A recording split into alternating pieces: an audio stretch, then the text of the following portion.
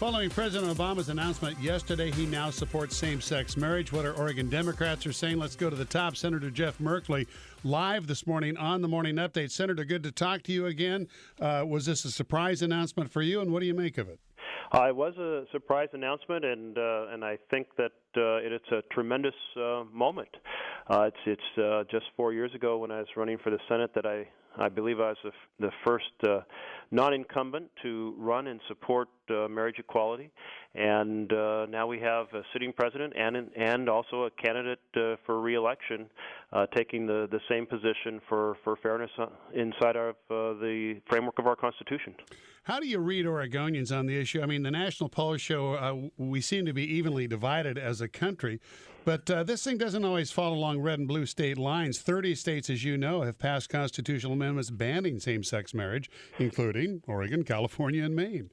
Yes, no, huge transition. It was in 2007 when I was Speaker of the House that we passed domestic partnerships, and quite frankly, it was fiercely fought by folks who felt Oregonians would strongly object. And I've never had a single person come to a town hall ever and say they were harmed or objected to passage of that law. I think it's kind of folks are coming to the viewpoint that when we talk about equality under the Constitution, we really mean it, and that includes the ability to be with the person you love. The president's announcement comes 6 months from Election Day. The GOP conservatives have already come out strong against his stance. What impact do you think it will have come the general election? Well, I imagine it will motivate people on both sides of the political spectrum. I do hope, quite frankly, that it creates a productive conversation and not a lot of folks just screaming at each other across a chasm. It's such a tendency to demonize folks in policy debates today, but if the statement leads to thoughtful discussion of the challenges and the issues of equality and the vision of justice under our Constitution, that would be a positive thing.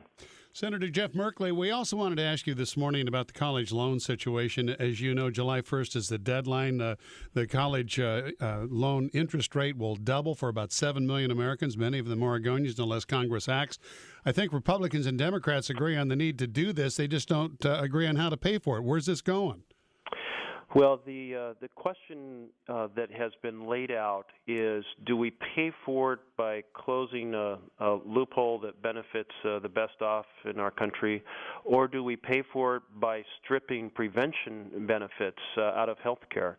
And I can tell you that the concept of an ounce of prevention is worth a pound of cure is enthusiastically supported.